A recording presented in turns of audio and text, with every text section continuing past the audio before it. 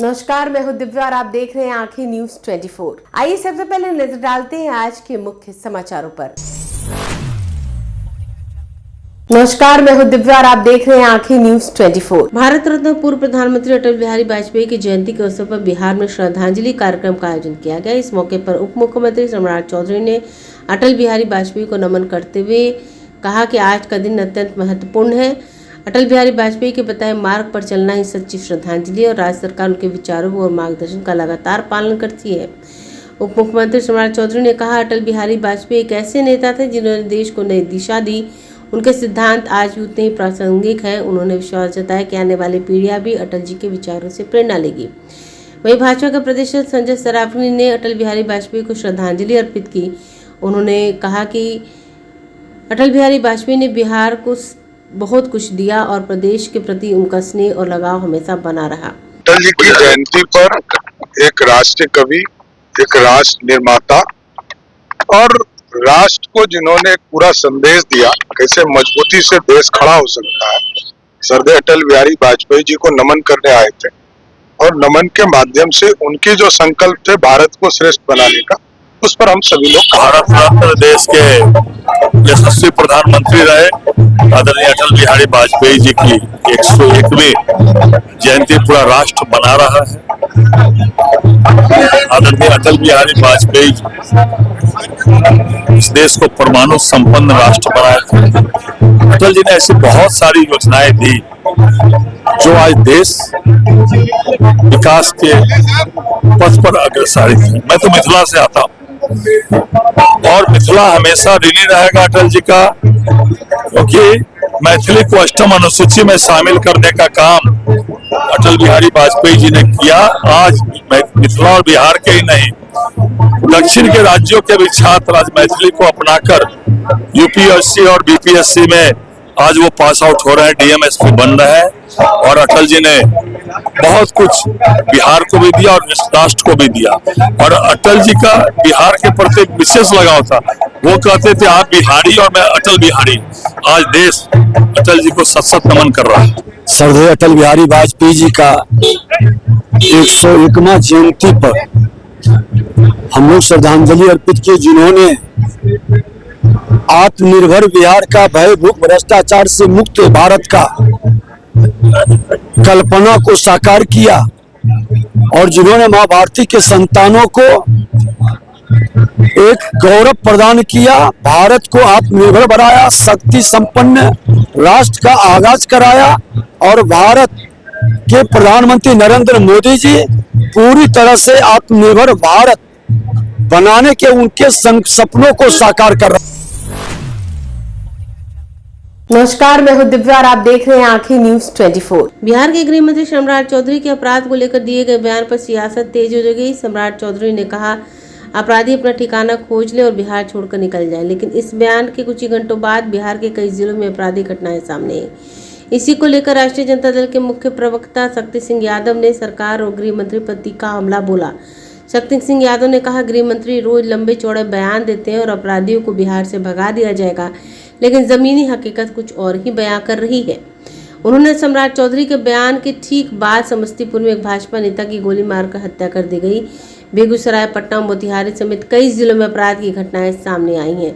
शक्ति सिंह ने सवाल उठाया कि अगर अपराधियों में इतना खौफ है तो वो खुलेआम वारदात को अंजाम कैसे दे रहे हैं।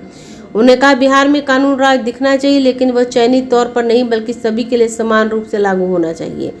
अपराध की कोई जाति नहीं होती, अपराध सिर्फ अपराधी होता है। अगर अपराध को जाति के चश्मे से देखा जाएगा तो अपराधी बेखौफ होंगे। उन्होंने सरकार से सख्त और निष्पक्ष कार्रवाई की मांग की। बिहार के उप मुख्यमंत्री हैं, पुलिस महकमा उनके हाथ में है, प्रतिदिन लंबा चौड़ा बयान देते हैं कि अपराधियों को हम बिहार से भगा देंगे, अपराधी अपना ठिकाना ढूंढ ले। चुपके चुपके जो अपराधी घूम रहे हैं सब संज्ञान में है। और कल ही इस बयान के बाद समस्तीपुर में भारतीय जनता पार्टी के नेता को गोली मार दी। तो अपराधी तो बेलगाम है। बेगूसराय हो, पटना हो, समस्तीपुर हो, मोतिहारी हो, जब हत्या हो रही है, गोलियां चल रही है, तो फिर इनके बयान से कहीं और अपराधी बेलगाम होकर के, बेखौफ होकर के हत्या को अंजाम क्यों दे रहे हैं? सवाल यह भी है। बिहार में कानून का राज दिखना चाहिए, सेलेक्टेड नहीं, दिखनी चाहिए परफेक्ट तौर पर, राग द्वेष से नहीं दिखनी चाहिए। अपराधी की कोई जाति नहीं होती है, अपराधी अपराधी होता है, लेकिन अपराधियों में भी अगर जाति ढूंढोगे तो निश्चित तौर पर अपराध बेलगाम होगा। इसलिए अपराधी को अपराधी के नजरिए से देखनी चाहिए और कानून को उसके हिसाब से कठोरतम कार्रवाई भी करनी। नमस्कार, मैं हूं दिव्या और आप देख रहे हैं आंखें न्यूज 24। नीतीश सरकार में गृह मंत्रालय का पद संभालने के बाद उप मुख्यमंत्री सम्राट चौधरी लगातार एक्शन मोड में और अपराधियों पर नकेल कसने के लिए कई तरह का बयान दे चुके हैं। आज भी सम्राट चौधरी ने अपराध को लेकर बड़ा दावा करते हुए कहा कि अपराधी तो भाग रहे, जो बचे हुए उन पर 3 महीने में भगा दूंगा। सम्राट चौधरी आज पूर्व केंद्रीय मंत्री रहे जय नारायण निषाद की 7वीं पुण्यतिथि कार्यक्रम में पहुंचे थे, जहां उन्होंने लालू प्रसाद यादव पर जमकर निशाना साधा। उन्होंने कहा, चोरी छुपे कुछ अपराधी लोग घूम रहे हैं, अब तो मेरा काम ही है बिहार में अपराधी को ठीक करना, कचरा साफ करना, सफाई अभियान चलाना। इसके साथ ही सम्राट चौधरी ने लालू यादव पर भी जमकर चुटकिले और कहा कि हमारी सरकार बनने से पहले हम लोगों ने बिहार के लोगों को 125 यूनिट फ्री बिजली देने का काम किया। इसके लिए सरकार को अभी 19,000 करोड़ रुपए खर्च हो रहे हैं। नीतीश जी पहले भी लोगों को सब्सिडी देते थे, उसके लिए 16,000 करोड़ रुपए खर्च होते थे, 3,000 करोड़ का खर्च हमने बढ़ा दिया है। अब बिहार के सभी लोगों को 125 यूनिट फ्री बिजली मिल रही है, विरोधी को भी मिल रही है।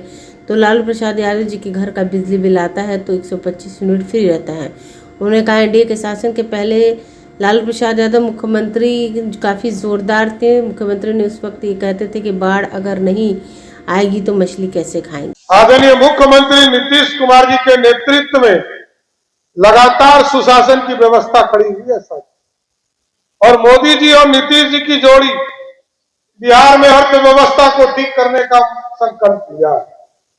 बिहार कैसे और आगे बढ़े इसकी चिंता करने का काम किया। और हम आपको स्वस्थ करते हैं, हमारे कई महत्वपूर्ण साथी यहाँ बैठे हैं, चाहे वो मदन जी हो, रामा निषाद जी है, राजू जी है, अनिल सानी जी है। मैं तो कभी कभी अजय जी को कहता था कि देखिए किस्मत बड़ा होता है, 2 बार ही सांसद रहे, मंत्री नहीं बन पाए, है ना, बन पाए। और रामा जी पहली बार जीत कर आई या सीधे मंत्री हो गई है। तो ये देखिए कुछ चीज समय का खेल है। और पॉलिटिकल तौर पर मैं बस फिर कहता हूं, ठीक है, मदन जी कह रहे थे, जो विचारधारा दिया है कैप्टन जय नारायण निषाद जी ने, सिर्फ घूमते रहिए, समाज के बीच में जाते रहिए। ये समाज लड़ाकू है, कोई गलतफहमी में मत रहिए। और मैं जानता हूं, मैं कई साल इस वर्ग के साथ काम किया हूं साथ। मैं तो खगड़िया में भी 5 चुनाव लड़ा हूं, और मैं इस बार अपने घर से तारापुर से विधायक हूं। तो मैं तो नीचे जमीन पर जानता हूं, क्योंकि कोई भी विधायक बनेगा तो लोग सोचते हैं कि 2-3 जात को मिलाकर हम सरकार बना लेंगे, ऐसा होता है। हम एनडीए के लोग 200 जातियों को मिलाते हैं तब 200 सीट जीतते हैं, और छोड़ते ही नहीं, छोड़ना भी नहीं, किसी वर्ग को नहीं छोड़ना। हमारे यहां जिस तरह की आप बगिया में फूल देखेंगे, टॉप से बॉटम तक आपको दिख जाएगा, छोड़ना भी नहीं चाहते। हम मंत्री भी बनाते हैं, आप देखेंगे सभी वर्गों का साथ लेते हैं, सबका साथ, सबका विकास। और नीतीश जी कहते हैं न्याय के साथ विकास देना है, अति पिछड़ा समाज को न्याय देंगे तभी विकास सही मायने में पहुंच पाएगा। इसलिए साथियों, उनकी प्रेरणा से काम करते रहना है। कई काम करने हैं साथियों, आपने इतना भार दिया है, इतना वोट दिया है कि हम लोग दबे हुए हैं कि अगले 5 वर्षों में बिहार का जो अधूरा सपना है, स्वर्णिम काल देने वाला ये बिहार रहा, मगध रहा है। हमारे नौजवान जो बिहार से बाहर मजदूरी करने जाते हैं, एकदम एक एक व्यक्ति को चिन्हित करेंगे और एक एक व्यक्ति को रोजगार बिहार की धरती पर देने का काम करेंगे। किसी को बाहर जाने की जरूरत नहीं है। अभी आदरणीय गृह मंत्री जी आए थे, हम लोगों को निर्देश देकर गए कि 25 शुगर मिल हर हालत में अगले 5 वर्षों में चालू करना है। अभी तक आजादी के पहले शुगर मिल था, उद्योग धंधे बिहार में आजादी के पहले होते थे। बीच के कालखंड में हम गड़बड़ाए, लेकिन अब ठीक करना है और 1 करोड़ लोगों को सरकारी नौकरी और रोजगार देना है सर। ये तभी संभव है जब हम पूरे लोगों को ट्रेंड भी करें, हम अपने लोगों को स्किल्ड भी करें, उनको प्रशिक्षण भी देने का काम करें। और आप देखिए, जब हम लोग निर्णय ले रहे थे तो कई बार मैं वित्त मंत्री था, सोचना पड़ता था। जब 125 यूनिट बिजली मैंने देने की प्रक्रिया शुरू की, आदरणीय मुख्यमंत्री जी ने चिंता जाहिर किया कि पैसा कहां से आएगा। हम लोगों ने पूरी व्यवस्था दिखाया, लगभग 19,000 करोड़ रुपया हम बिजली पर खर्चा करते हैं साथियों, जबकि नीतीश जी लगातार इसमें काम कर रहे थे और 16,000 करोड़ रुपया सब्सिडी पहले से देते थे। मैंने 3,000 करोड़ रुपया और बढ़ाया। आज मैं गर्व से कह सकता हूं कि कोई विरोधी भी हम लोगों का होगा, लालू यादव के घर में भी बिजली बिल आता है तो 125 यूनिट माफ करके आता है साथियों। 1,90,00,000 परिवार को, सबको, बिहार में जितने लोग आवासीय बिजली कनेक्शन लिए सबको देते, कोई हो, अमीर हो, गरीब हो, पिछड़ा हो, अति पिछड़ा हो, दलित। जब हम लोगों ने देखा, जब हम लोग गांव में महिला संवाद अभियान शुरू किया साथियों, तो लोग, महिलाएं कहती थी कि हमको, हमारे जो बुजुर्ग हैं घर में पेंशन बहुत कम मिलता है, इसका बहुत टेंशन हमको है, इस टेंशन को खत्म कीजिए। और जब टेंशन खत्म करने की बात आई तो आदरणीय मुख्यमंत्री जी के पास जब प्रस्ताव रखा गया, किसी ने कहा कि 400 है इसको 800 कर दीजिए, किसी ने कहा 1000 कर दीजिए, लेकिन नीतीश जी ने कहा हम इसको 1100 रुपया पेंशन करेंगे। आज 1,12,00,000 बिहार की राजनीति में काम किया और ठीक आजादी के बाद जिन्होंने नौकरी में भारत की सेवा शुरू किया। समाचारों में अब वक्त हो चला एक छोटे से अंतराल का। पटना में कई वर्षों से शिक्षा में अहम योगदान दे रहा है Gyansthali high school Alamganj Patna city, जहां 10वीं और 12वीं की बोर्ड परीक्षाओं में 100% अंक प्राप्त कर रहे हैं बच्चे। एक ऐसा स्कूल जहां न केवल होती है पढ़ाई, बल्कि साथ ही साथ होती है कल्चरल एक्टिविटी, स्पोर्ट्स एक्टिविटी से जुड़े गेम्स, मैथ ओलंपियाड से लेकर साइंस ओलंपियाड, जहां बच्चों के लिए स्कूल कैंपस अत्याधुनिक सुविधाओं से लैस, छोटे बच्चों के लिए वाहन और ट्रांसपोर्ट की विशेष सुविधा। तो देर किस बात की, आज ही कराएं अपना नामांकन Gyansthali high school Alamganj Patna city में, जहां नामांकन की प्रक्रिया जारी है। संपर्क करें पुलिस चौकी Alamganj main road near Alamganj थाना पटना बिहार 800007। ब्रेक के बाद आपका फिर से स्वागत है। नमस्कार, मैं हूं दिव्या और आप देख रहे हैं आंखें न्यूज 24। गोपालगंज जिले के प्रसिद्ध सिद्धपीठ धावी दुर्गा मंदिर में 17 दिसंबर की रात हुए चोरी कांड का गोपालगंज पुलिस ने खुलासा कर लिया है। चोरी में शामिल एक चोर दीपक राय को गिरफ्तार किया गया है, जो यूपी के गाजीपुर जिले के जमुनिया का रहने वाला है।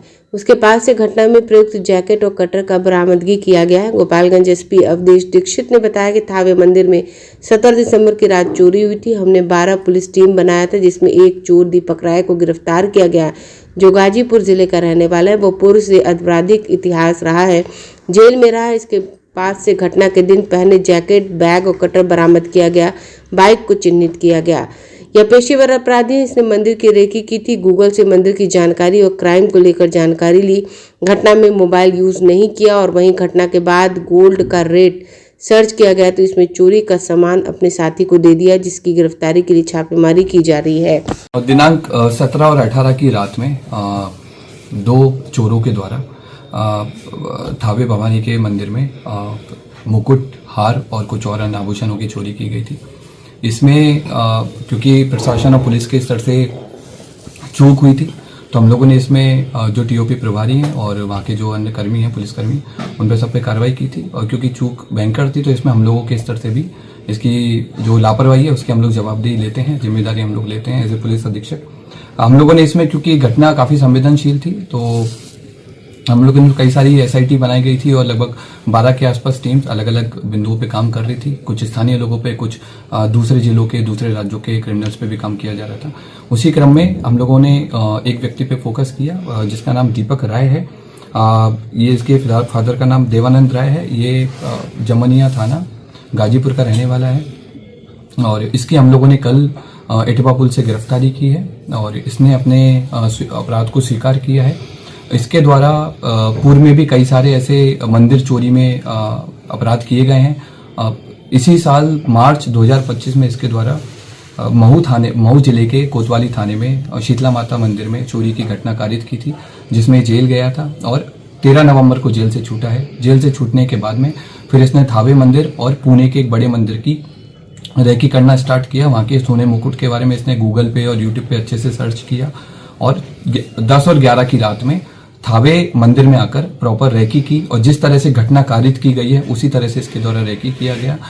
मंदिर के पीछे जो अंडर कंस्ट्रक्शन बिल्डिंग है उसमें चढ़ करके इसने देखा कि कैसे आना है, कैसे जाना है और किस तरह से पूरा प्लान करना है। ये उसने उस दिन पूरा स्ट्रेटजी बनाई और 17 तारीख की शाम को 5 बजे अपने घर से चलकर यहाँ पर थावे मंदिर में 11:45 के आसपास जिस तरह से रेकी की गई थी उसी तरह से इसके द्वारा घटना को कारित किया गया। कारित करने के बाद गांव के रास्ते से होकर पैठान पट्टी होकर के इसके द्वारा वापस अपने घर पे गया और अपने आभूषण को, जो अपना दूसरा साथी है, उसको इसने हैंडओवर कर दिया ताकि पुलिस अगर इसको पकड़े तो आभूषण नहीं मिले। कितने लोगों ने मिलकर सर चोरी की घटना अभी तक की जो हमारा अनुसंधान हुआ है और इससे पूछताछ में अभी तक हम लोग 2 लोगों पे काम किए हैं और 2 लोगों की संलिप्तता पूर्णतः पाई गई है। इसमें दोनों लोग आइडेंटिफाई हो गए हैं। एक व्यक्ति दीपक राय की गिरफ्तारी हुई है। उसके पास से हमको घटना में जो उस दिन घटना हुई थी उस वाला कटर हमने बरामद किया है, जो कपड़े पहने हुए थे वो बरामद किए हैं। फोन बरामद किया है जिसमें उसके द्वारा थावे मंदिर के बारे में सर्च किया गया है और घटना कारित होने के बाद में भी उसने सोने की डिटेल PI 916 के बारे में पूरा उसने पढ़ा है। और इसके बाद में हम लोगों ने उसके जो रेकी के टाइम पे जो जूते पहने थे वो जूते हम लोगों ने बरामद किए हैं। रेकी के टाइम में जो बैग यूज किया था वो बरामद किया है। अगर आपने अभी तक हमारे चैनल को सब्सक्राइब नहीं किया है तो हमारे चैनल को जल्द से जल्द सब्सक्राइब करें, लाइक करें और शेयर करें। देश और दुनिया की तमाम खबरों को देखने के लिए लगातार देखते रहें आंखें न्यूज़ 24।